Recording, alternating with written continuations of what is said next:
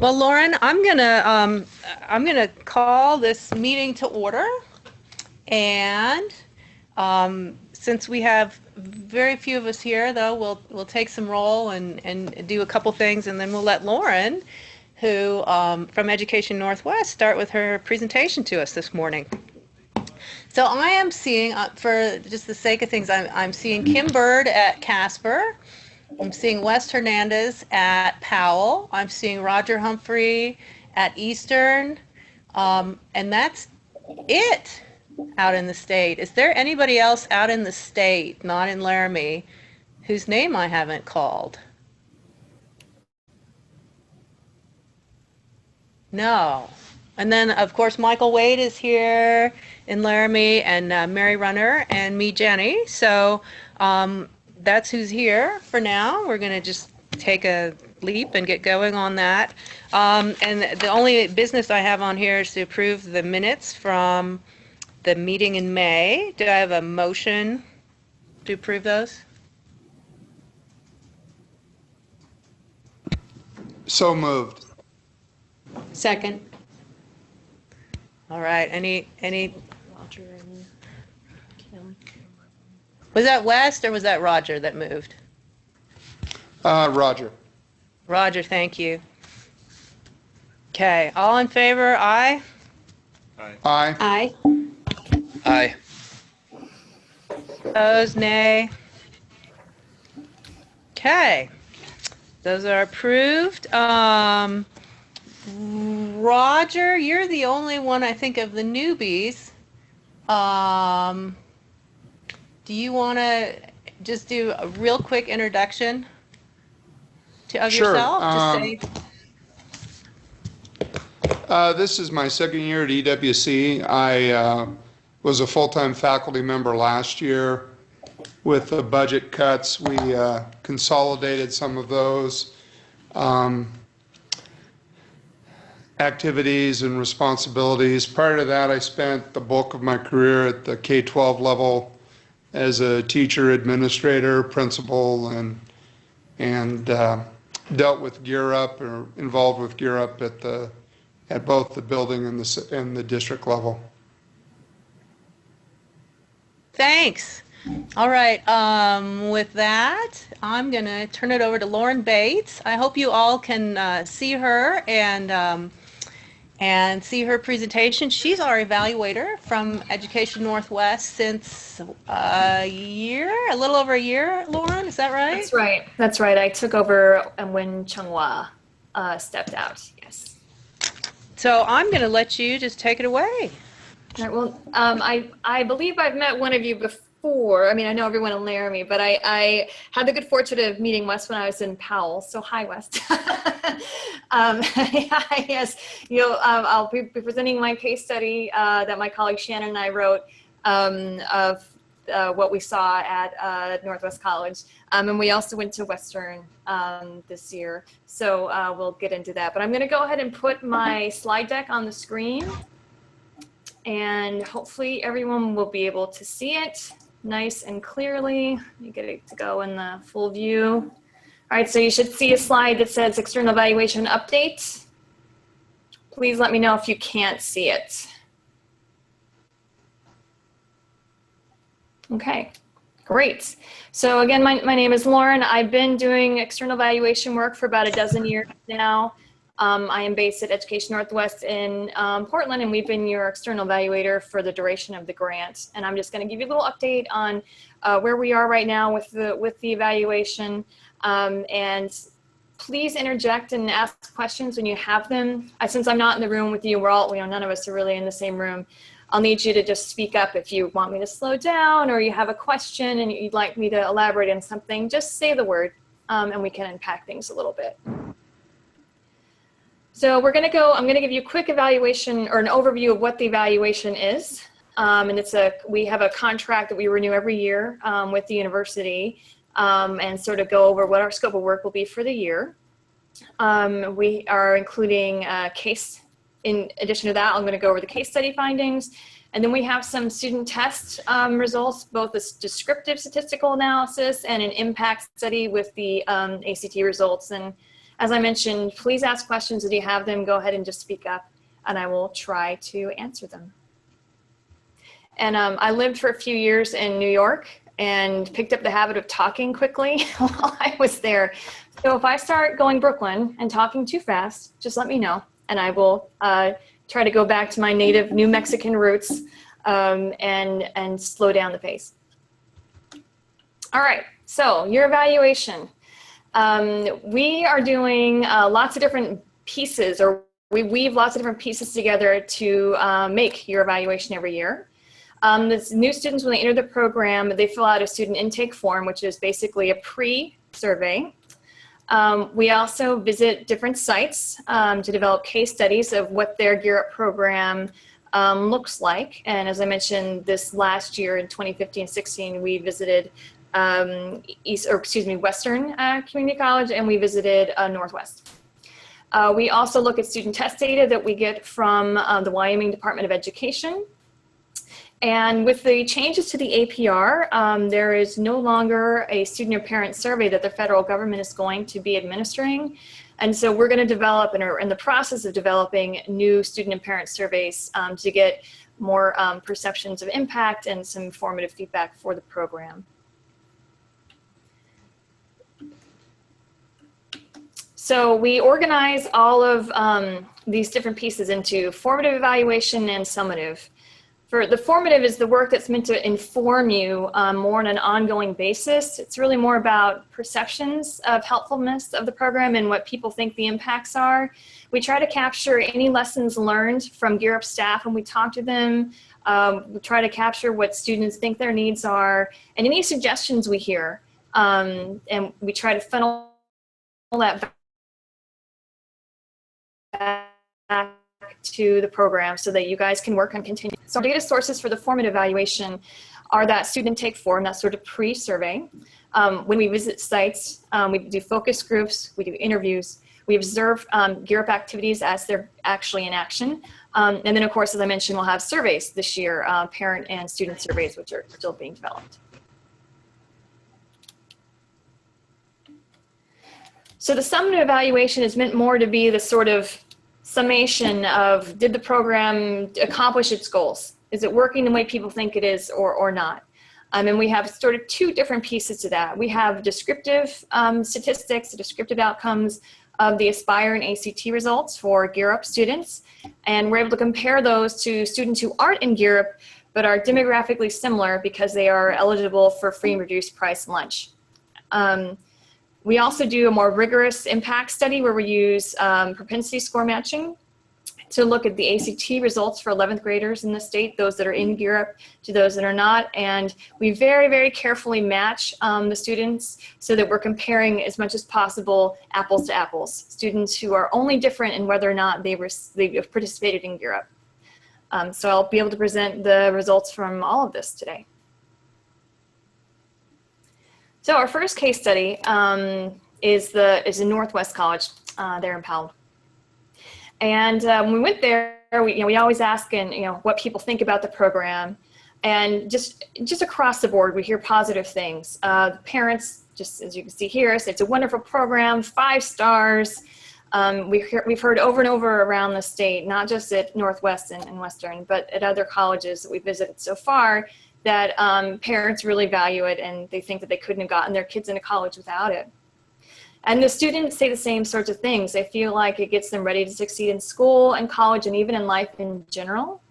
They really help, especially in Powell, liked getting help managing the logistics of college and scholarship applications, and like making sure they're not missing deadlines. And then even choosing the right courses so they'll be ready for college and be able to be ready for the Hathaway.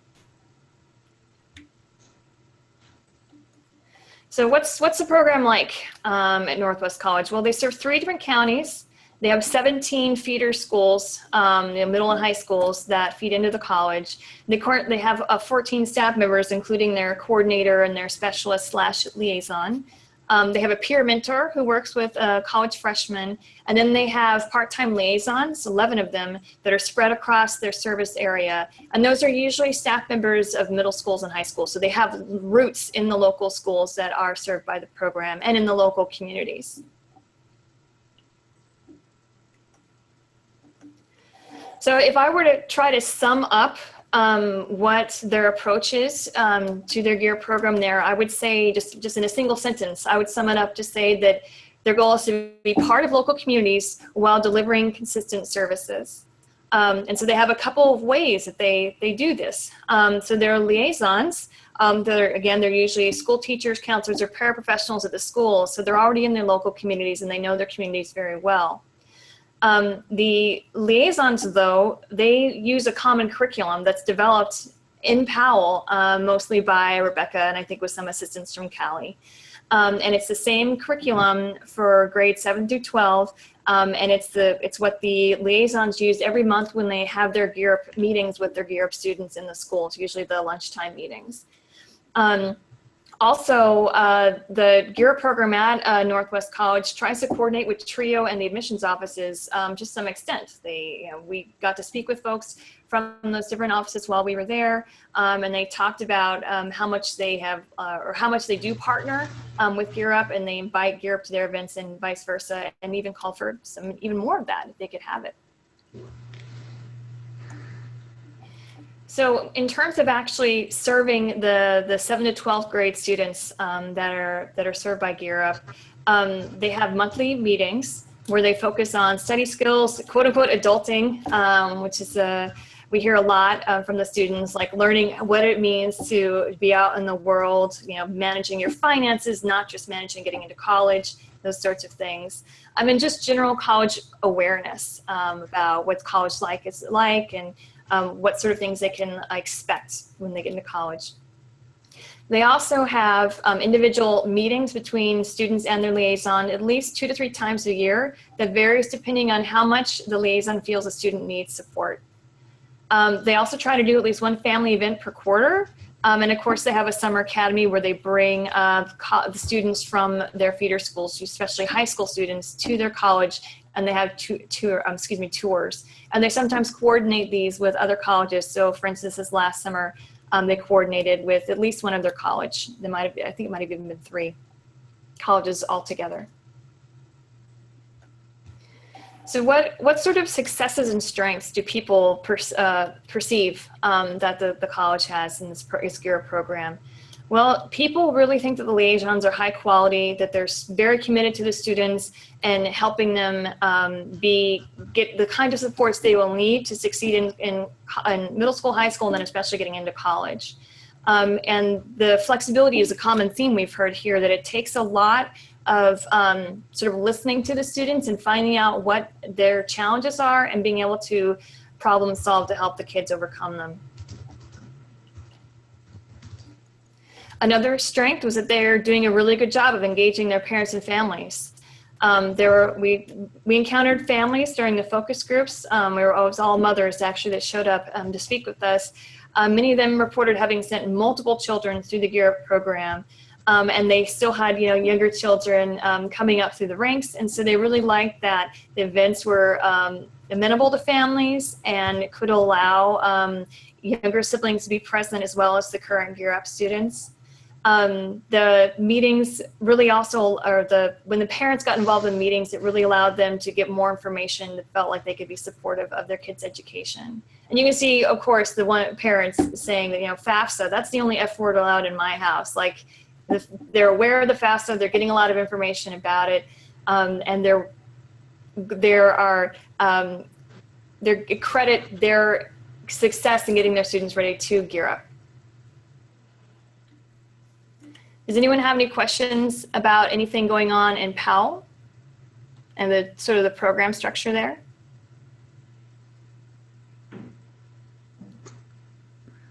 All right.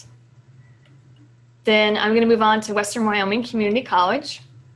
My colleague Shannon and I were there over the summer.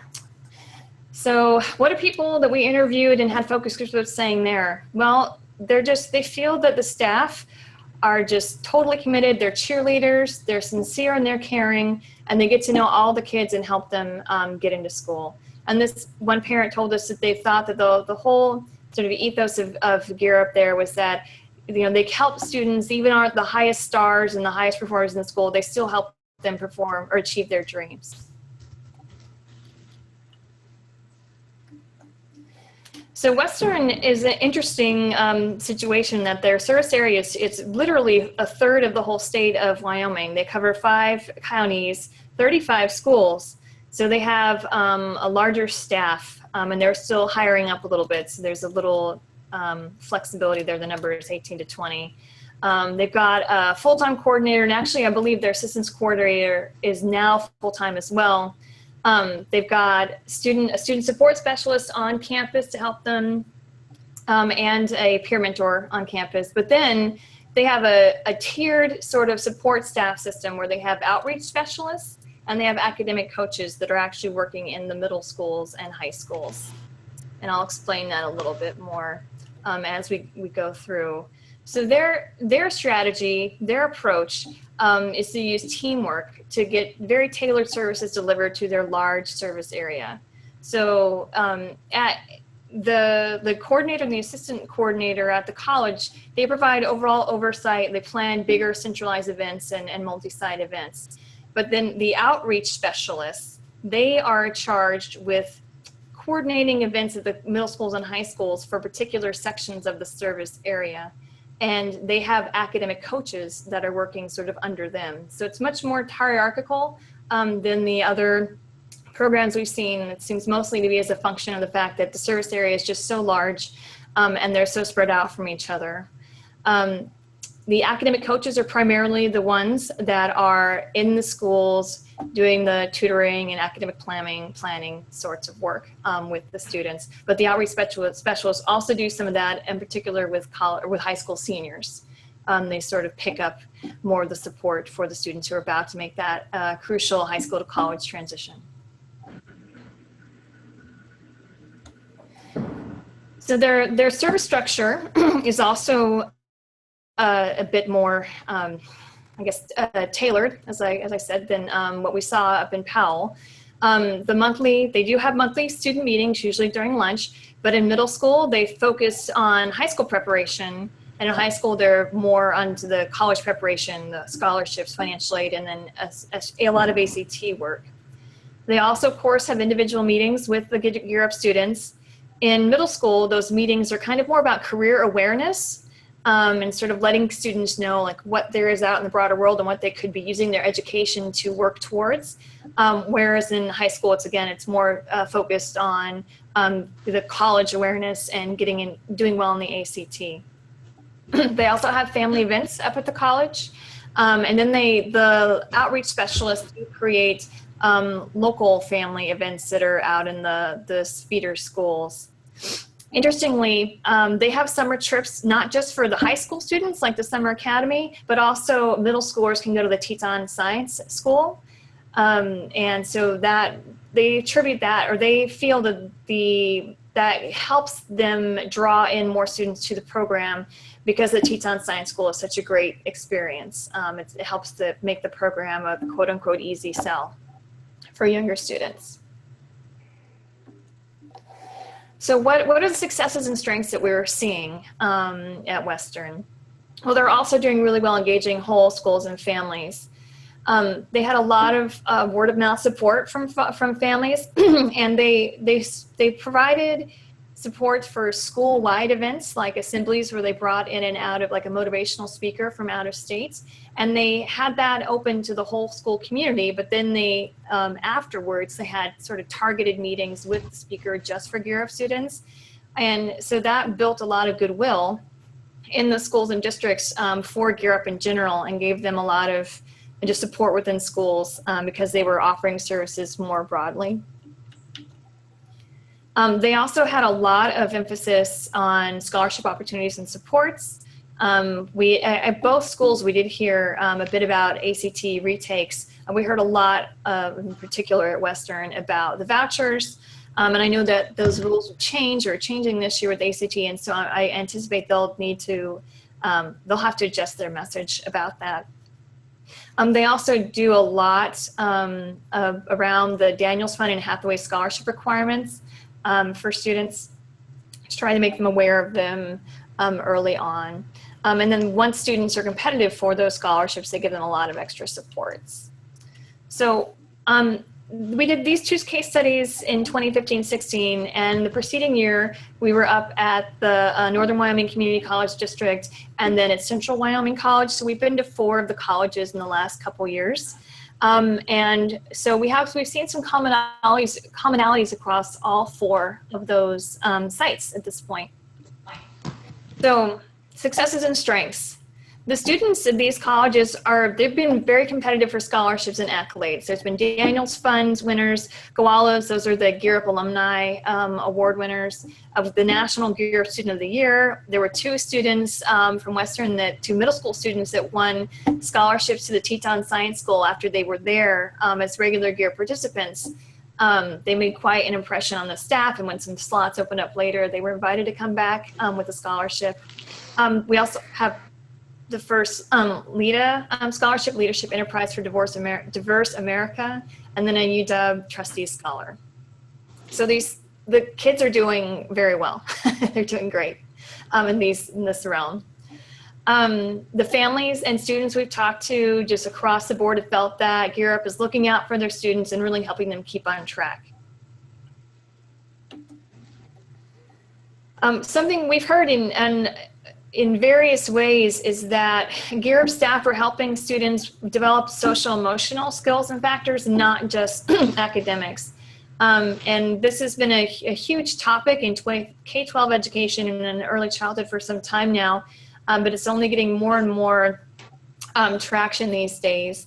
But we've found that all the colleges are doing things to sort of boost students' sense of social belonging and help them create networks and peers of other college aspiring students. We've heard students and their parents talking about how Gear Up is building the student sense of self-efficacy, that college is possible and that they can do this. And of course, growth mindset, which you also may have heard of, the idea that students can improve their academics, their intelligence, their chances of success by hard work and effort and by learning from their mistakes, that your potential is not fixed. It's not something you're born with. This idea, again, is getting more and more traction. And although the people that we interview don't necessarily use these, the technical term of growth mindset or self-efficacy or social belonging, the things they're saying all echo these things. And so we think that work is definitely going on around the colleges.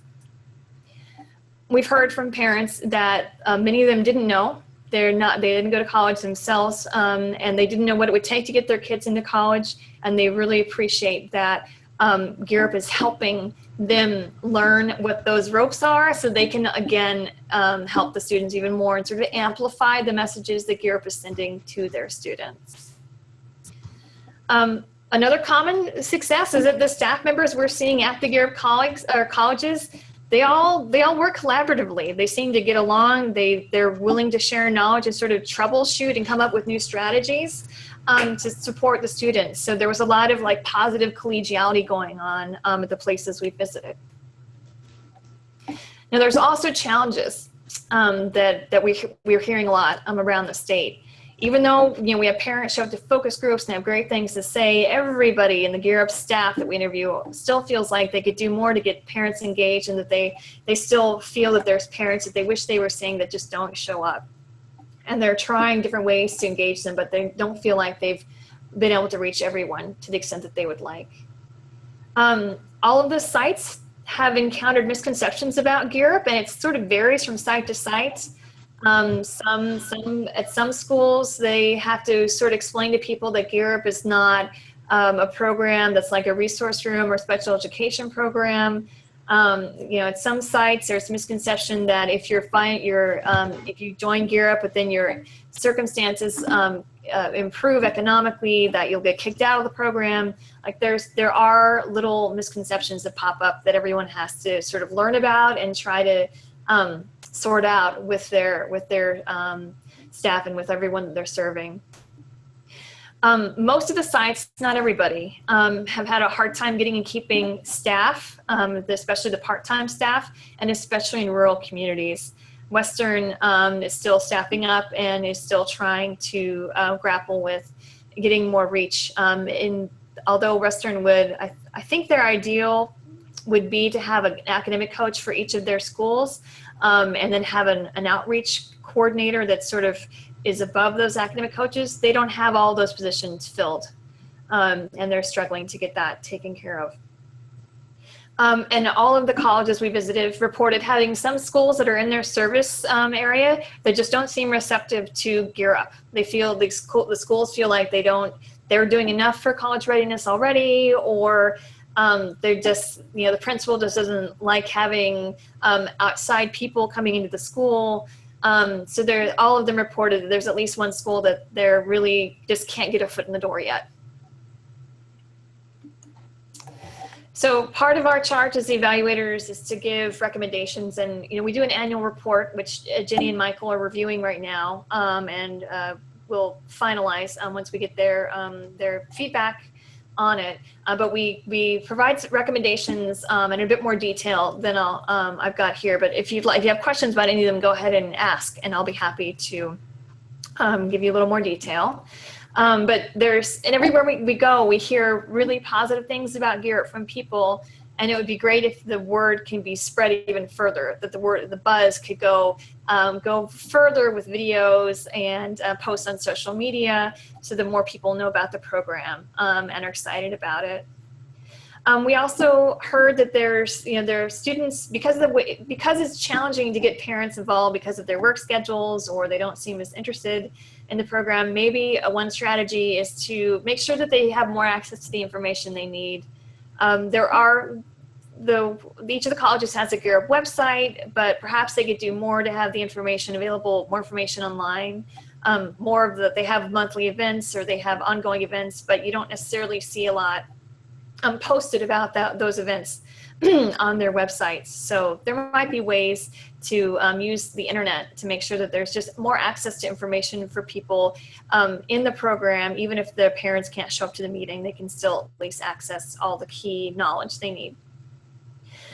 We thought it was great that there was so much social emotional work going on, and we've done a lot of research on that at Education Northwest, and we're continuing to do it. We think it's a great thing to support, and there's a lot of free, high-quality resources out there that colleges can use, such as those available through Transforming Education or the Mindset Kit. These are both websites online, and so we encourage the colleges to look into those and see if there's any free resources that they can use to amend or adopt to use for their own monthly meetings with students or interactions with students. And of course, celebrate scholarship winners and really show that Gear Up opens the door to lots of other opportunities and scholarships, and they're not necessarily just Gear Up scholarships. Because of the staffing strategies, maybe there's another way that staff can be organized. And maybe there could be long distance commuters that aren't wedded to one particular college, but that instead can serve rural communities that have had a hard time attracting folks. There's different possibilities there, but because of the sort of ongoing challenge with staffing, maybe some other sort of reach can be considered. Continue doing things to build goodwill with schools and districts, so that the schools that are sort of skeptical or don't have open doors to the program might get interested, and that could be through doing, like as they did in Western, doing activities like assemblies that bring in high quality speakers, or do high quality events that are open to the broader school community, but then also continue offering the special and tailored supports to the Gear Up students that you're serving. All right, does anyone have any questions or wonderings about any of the case studies or recommendations so far? I'm going to just check my time here.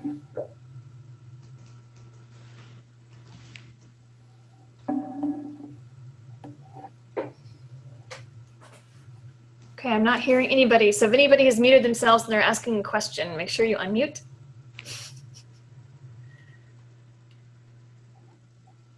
All right. Well, this year, 2016-17, we're going to go to the last 3 colleges we haven't visited yet, under my lead of the evaluation, and we'll have produced 3 case studies. And Jenny's Jenny's plan for the case studies is to make sure that we're surfacing what's really going well, and of course also ideas for improvement and challenges, so that you'll be very well positioned to have a lot of information to work from as you go into the next grant competition. So our goal is to make sure we finish all of those case studies by the end of this current school year, so by May 2017, which should give more than enough time for leveraging that information for the future grant competitions. All right, so now we're going to get into the numbers. So first, the intake form analysis. So as I mentioned, the intake form is it's a brief pre-survey that new students that are just entering the program fill out. And we are developing this post-survey that we'll be able to do, and we'll be able to match the pre and the post to see if students' perceptions have changed over time. But the idea of the intake form is that it sort of should give Gear Up staff members an idea of where kids are starting from and what their expectations are, what they think they're going to get from the program, you know, what they think they need help with, and sort of a little bit of information about where their knowledge base is about a couple key topics. It's a short form. I think it's only 10 or 11 questions. So all colleges had their new students fill out the form. In 2015-16, we received just over 400 of them.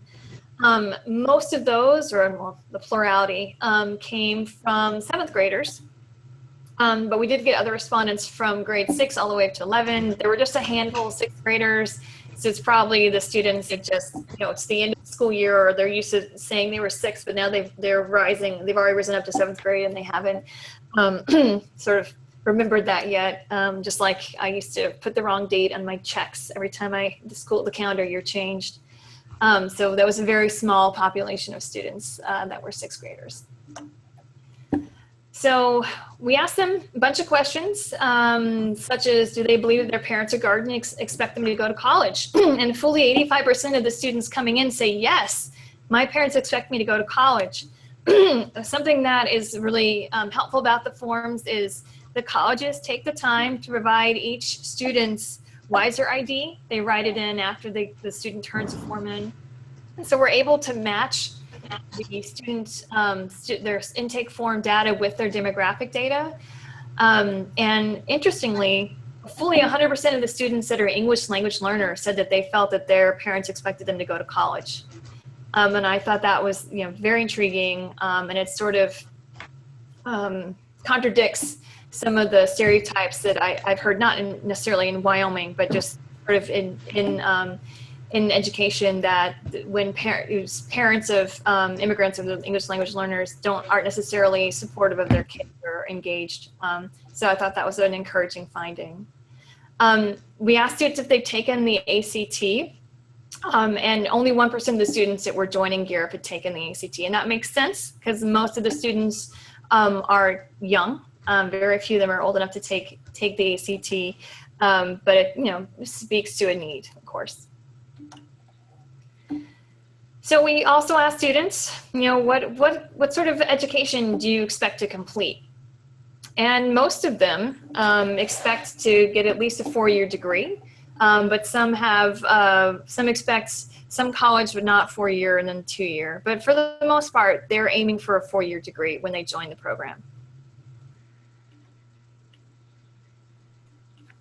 However, we asked them if they're familiar with the entrance requirements for either 4-year college or a 2-year college.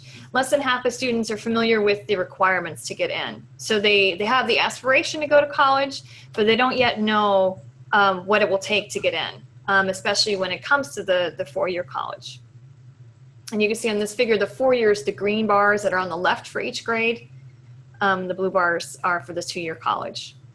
So they're slightly more familiar with 2-year requirements.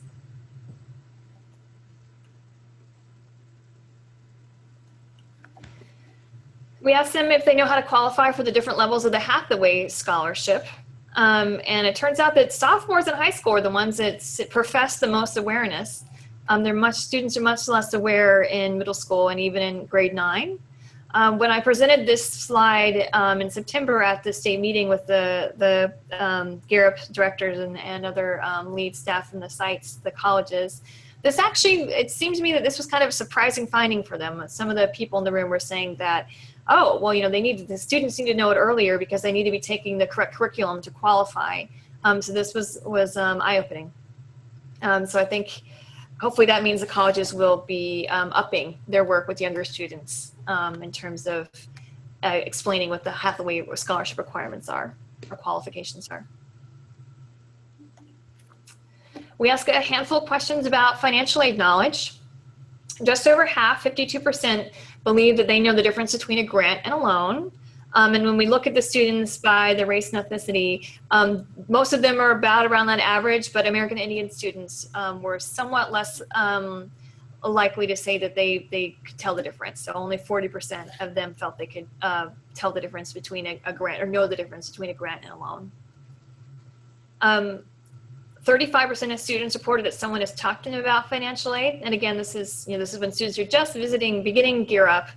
And so you're seeing that there's a great need. Very few students have had anyone reach out to them about financial aid. Interestingly though, students that have 2 or more racial or ethnic backgrounds, 63% of them said they've had someone speak to them about financial aid as opposed to the average of 35. So there might be some additional support that some students are tapping into there. We ask students if they know what the FAFSA is, the very essential part of getting financial aid and scholarships to a certain extent. And only 11% of students know what it is on average. However, among American Indian students, a third of them were aware of what the FAFSA is. But again, these are younger students, especially most of the survey or the intake form completers are from 7th grade. And so the FAFSA is something they've not, a little further in their future. And none of the students that have filled out the form that had completed the FAFSA, which is good. This is, I mentioned this at the state meeting presentation. When you see that none of the students said they'd completed the FAFSA, that makes sense because they're younger. And it gives us confidence that the students are being very careful as they're filling out the form. They're not just, answering yes, yes, yes, agree, agree, agree. They saw the question, realized it's something they didn't know about it and answered honestly. So that helps us have more confidence that the data are good in this particular form. So we asked them, do you think you'll be able to afford to attend a public 4-year college or university or a 2-year college or university? And as you can see, across the grade levels, the 2-year college, that's the blue bars, more students feel they'll be able to afford that. Only in 11th grade does a 4-year college sort of uptick to even approaching the 50% mark of students of feeling they can afford it.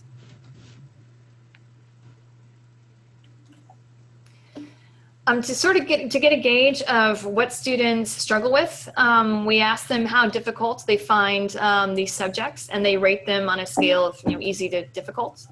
And math and science are rated the most difficult, followed by social studies and writing. Reading is the easiest, as according to the students. And this is all like students self-report their perception of what they think is hard.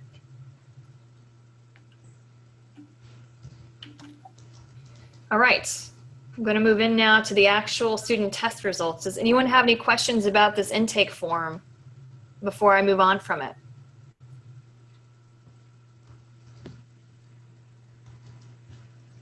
All right, so we're making the leap from my students. Roxy, I think Roxy had a question. You should just speak up, Roxy.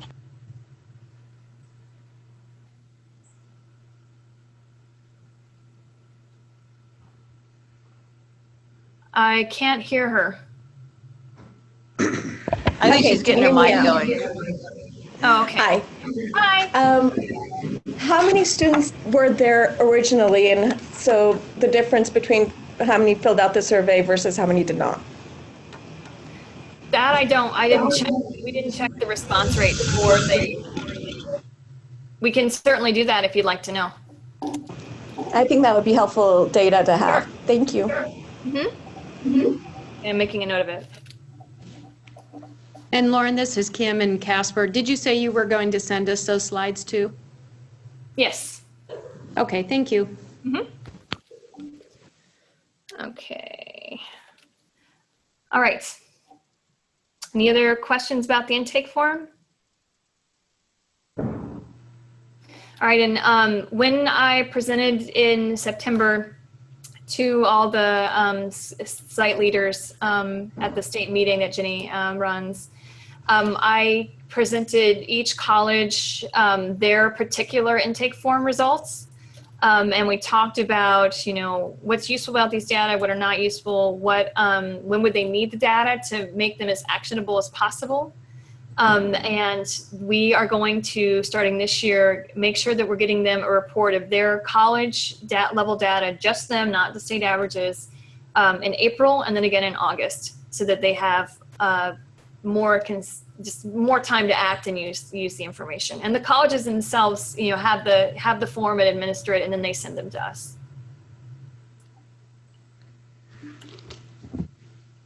All right. So the student impact data and descriptive analyses of the Aspire and the ACT.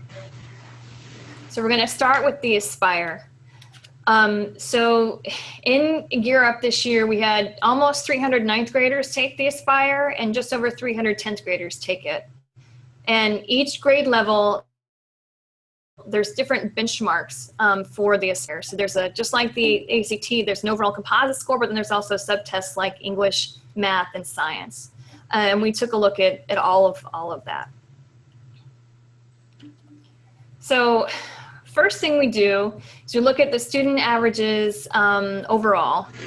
So the top line there is for ninth graders, and the bottom line there is for 10th graders. The red dot are Gear Up students. That's the average composite score on the Aspire. And then the gray dot is students who are not in Gear Up, but who are eligible for free reduced price lunch. So in terms of their economic background, they're about the same level as Gear Up students. So as you can see, Gear Up students in both 9th grade and 10th grade, they outscored the average Wyoming student who is not in Gear Up, but who is also eligible for free and reduced price lunch.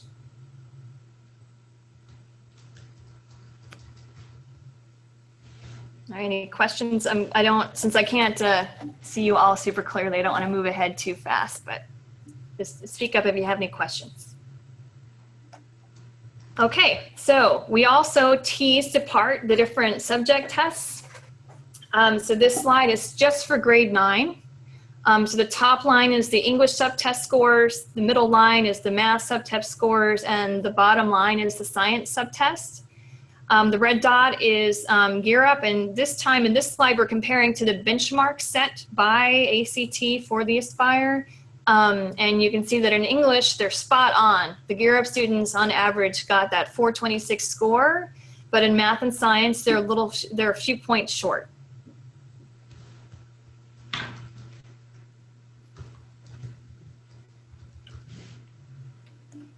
In grade 10, it's a very similar pattern. So grade 10, the Gear Up students are actually 1 point above the benchmark for English, but they're still behind in math and science.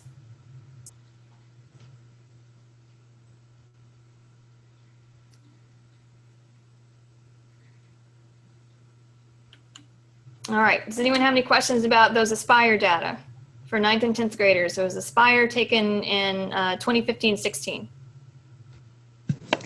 This is Kim from Casper again. Do you have, I guess I would be interested in knowing where non-Gear Up students, I guess, where the average is for Wyoming on the Aspire and then also ACT.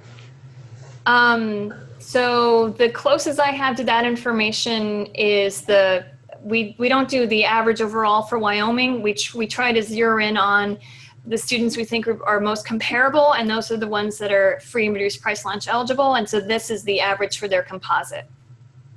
So okay. But you would like to see the overall state average? Yeah, I guess I just am curious as to where Gear Up students are falling compared to all other Wyoming 9th, 10th graders. And then ACT scores also. And I actually believe we do have that information because I think we've got an appendix to our reports. Okay. So we'll definitely, Jenny, do you share the report with the advisory board? Eventually, yes. All right, so that'll be in the report, but I'll make sure that it's in there and I can pull it out when I email you the slide deck. Okay, thanks.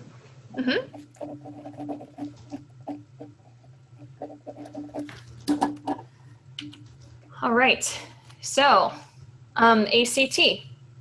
So as you know, in Wyoming, 11th graders take the ACT, and we get that data from the Wyoming Department of Education. And again, we tried to look for comparing Gear Up students to students who are not in Gear Up but that are coming from a similar background. For this descriptive analysis, our comparison group is students who are eligible for free reduced price lunch. And as you can see on the ACT composite, Gear Up is outscoring those students.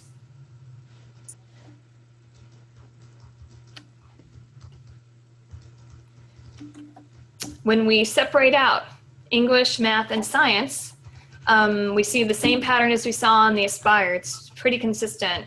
The Gear Up students are meeting the benchmark for English, but they're not quite there with math or science.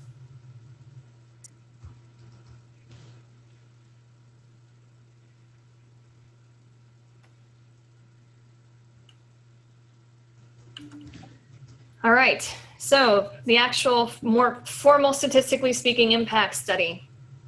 So for the impact study, we used two different samples of Gear Up students. And in both cases, those students are, they were 11th graders in the 2015-16 school year, and they took the ACT.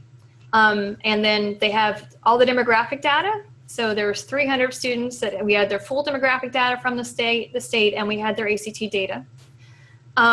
We also looked at a slightly smaller sample of students who the colleges said had been active in the program, like all through the entire 2015-16 school year. So the most engaged students. And those most engaged students, that was a sample of 259. And that 259 is a part of the 300. We just tried to look at like what is an average, the first group is sort of the average Gear Up participation, those 300 students, and then sort of the most engaged students to try to look at two different groups, how they might compare. And we created, using a propensity score matching, we created a comparison group of non-Gear Up students. And in these sorts of analyses, the bigger the groups of students you can involve, the better. We were able to find almost 1,000 students in Wyoming who are not in Gear Up. They're, of course, still free reduced price lunch eligible, but they had other things in common or made them similar to Gear Up students. And we used this statistical technique called propensity score matching to find students that are just as similar as possible. The only thing that they're different on, as far as we can tell, is whether or not they participated in Gear Up. So the things we looked at were their prior academic achievement, which we gauged through getting the 6th grade PAWS, which is their Wyoming State assessment test, or excuse me, assessment. And we use grade 6 because that's the year before they get Gear Up, and so it's sort of the best baseline that would indicate what they were like before they were getting the extra support. We look also at race, ethnicity, special education status, English language learner status, and gender. So we look at all these different traits of students and try to come up with students that are most similar to Gear Up students, but that are not Gear Up. And it's a pretty complicated statistical process. And what we found is that when we use that very rigorous sorting of students to make sure we're doing an apples to apples comparison, that their outcomes on the ACT are very similar. They're virtually identical test scores. And that was true for whether the students were, that's the group of 300 Gear Up students who were sort of average participants, or the group of 259 Gear Up students who were the most engaged and most consistently attended in 2015-16. And there were differences, and in fact, especially when we looked at the most engaged students, their average ACT scores were higher than the comparison group, but it wasn't a big enough difference that it would be considered statistically significant. So it's not a big enough difference that we can be sure that it's not due to chance.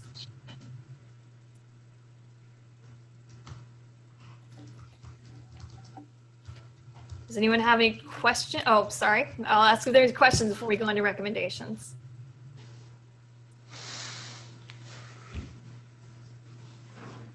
And I should add that this is the first year we were able to include prior academic achievement, the 6th grade scores.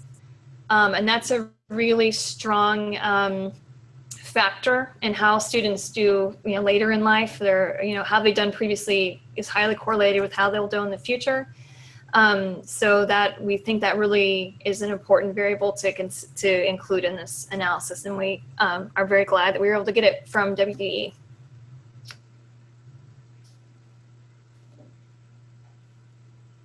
Okay, if no one has any questions about that, we of course have recommendations. So the consistent story and pattern that we see in all the student test scores going back to the 9th grade Aspire is that students seem to need more help in math and science. They're doing fine in English, they're meeting or exceeding the benchmark, but math and science are lagging behind. And so it would be fantastic if GEAR programs could do more to identify the students that need help in math and science and then target their supports to them. We've heard from colleges when we visited them that it's challenging to get students to show up to tutoring and to engage in it, especially when they're in high school. But we thought, maybe there's a way that tutoring can be made to be just as engaging as the monthly meetings that students are generally pretty excited to go to, the monthly Gear Up meetings. Those have food and those have activities, and there's more of a sort of a social draw. And so maybe this colleges can try new ways to sort of make tutoring just more something that students are more interested in going to. And of course, continue offering and offer even more resources and training for tutors and educators, which University of Wyoming already works with Sean and Chrissy's work.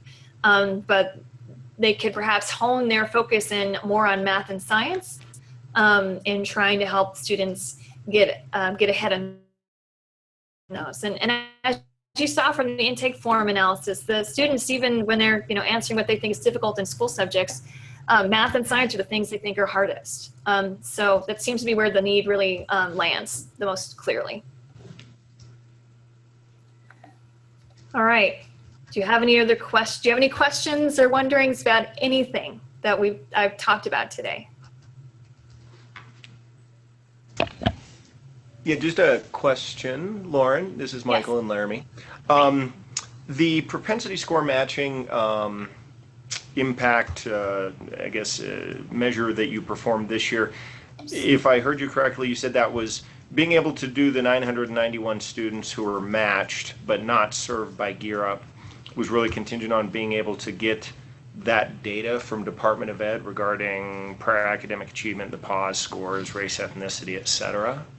That's correct. And last year we did the same analysis, but we're not able to get the 6th grade test scores. So this is the first year we were able to take prior academic achievement into account. Great. And I assume then going forward, the goal is to continue doing the propensity score matching and doing that comparison going forward to kind of get a longitudinal picture? Yeah, absolutely. We will continue doing this analysis, and we can look at, if you'd like to look at longitudinal trajectories on the ACT, we can also sort of pool over years so that we're looking at an average sort of over all the years of the program. Like this, I'm showing you today is just 1 year. It's just 2015 and 16. So we can also pool the data. We can't do that for all the years with the 6th grade because we don't have access to the 6th grade data for all years that students have been in the program, but we've got it for most of them. So we can at least do that for a few of them. Okay. Great. And part of that is the state the PAWS is a relatively new test, and then 1 year, the first administration, the state didn't certify the results because there was a testing administration issue. So there's just issues with the data that we can't overcome for a couple years. Okay. Great. Thank you. You're welcome. All right.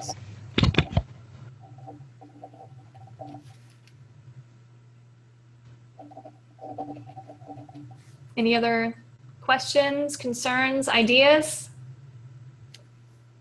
Or just reactions? All right, well, thank you so much for allowing me to speak with you. It's always a pleasure getting to work with folks in Wyoming and getting to go out to the colleges, and I'm really looking forward to getting out to 3 more colleges this year and continuing to develop those surveys and try to get more information for you. I will send out, pardon me, the slide deck to everyone that Ginny has on the advisory board list.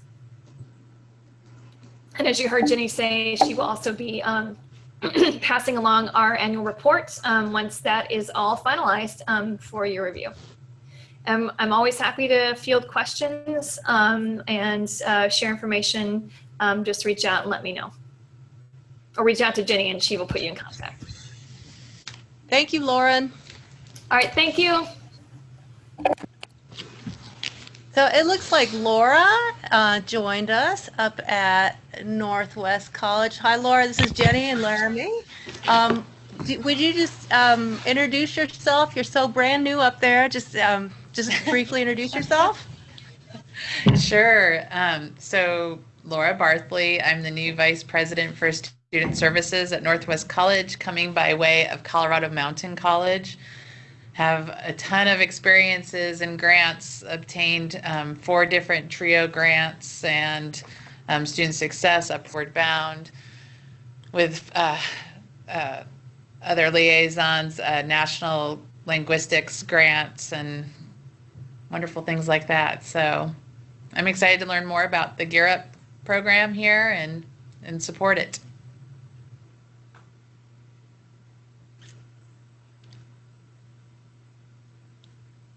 You're silent.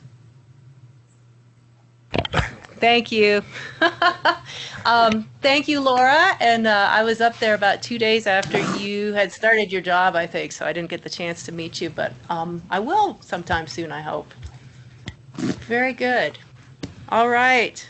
I think we have just a few other things on the agenda this morning. I was going to report on a few things. Site visits, as you are aware, we carried out site visits in October this year, and that's due because of the change in the APR activity reporting period, which allows us to be out there in October rather than January, February. It was really good to be out at a different time of year and see different processes, most notably transcripts, right? Transcripts are coming into our Gear Up sites and being entered this time of year, and I guess it was eye-opening to see the burden of data entry that goes with that too, and see what's going on. So those are completed, and in probably in December I will write reports, and so you can look for those probably early in the new year. I was at the Wyoming School University Partnership meeting last week. That is a university organization that collaborates with the superintendents of various school districts in Wyoming and a couple different education agencies, and I gave them a very brief presentation about Gear Up, mainly pointing out some of those successes that Lauren also pointed out in her presentation, our Youth of the Year, our Daniels Fund students, our Lead a Scholar, and thank the superintendents for their cooperation in letting us be in their schools. So nothing huge there, but it was good to go. And finally, looking ahead, that is a theme of ours, looking ahead to the next grant. And we are demoing databases right now, along with our personnel out in the state. Our current provider has let us know that they are not growing alongside Gear Up. They're focused elsewhere, and so we'll need to switch databases to, and there are a couple that are working very closely with other Gear Ups that are more appropriate, more tailored to the data that Gear Up needs to collect. And so we have demoed 2 and are just continuing to have access to some trials and looking around. So just know that that's going on too. which moves me forward to the last agenda item, which is sort of a discussion item, which is also about looking ahead, and that's about scholarships and the match commitment for the next grant. And I guess I just wanted to talk a little about, I guess, in this climate right now, what is the reality? You know, at your colleges, one of your biggest match pieces comes through the scholarships that your college provides to Gear Up students, and those are confirmed in writing in the 2011 grant proposal. There's a place where each partner site needed to guarantee some contribution to the grant, and so those are in writing. And so looking ahead to the next proposal, that would be something we would hope to pursue again. And I guess I was just taking a temperature check or thinking about how, you know, how can I help you pursue that at your colleges? What is the likelihood of that? And any discussion on that? I don't know. I don't think it's too early to start that discussion. So I would open to any comments or questions if there's anything out there.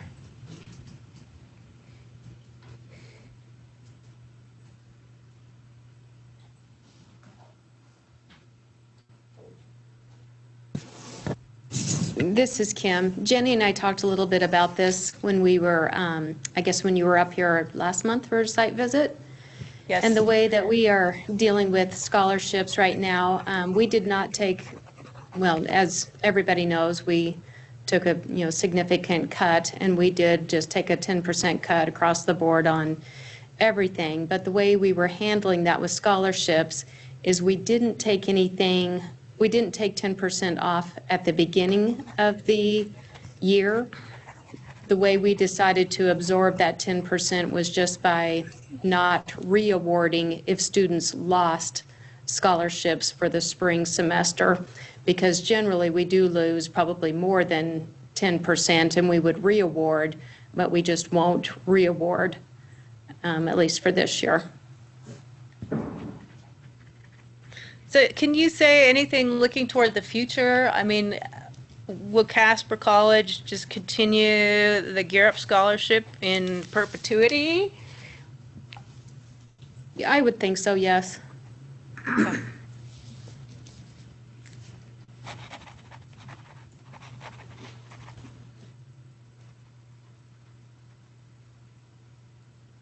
Anybody else at this point? Jenny, this is Roger at EWC. We don't foresee any changes moving forward here with the Gear Up scholarships. Thank you.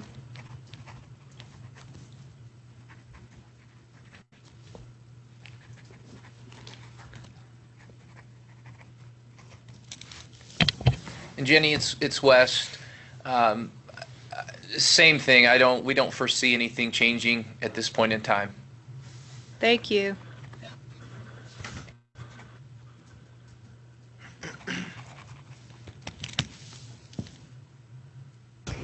Hi, Jenny. LCCC just doesn't know. We don't think so, but I can't say anything until, I just can't say anything. Thank you, Roxy. Thank you, Roxy. I think that's all of you who are out there right now.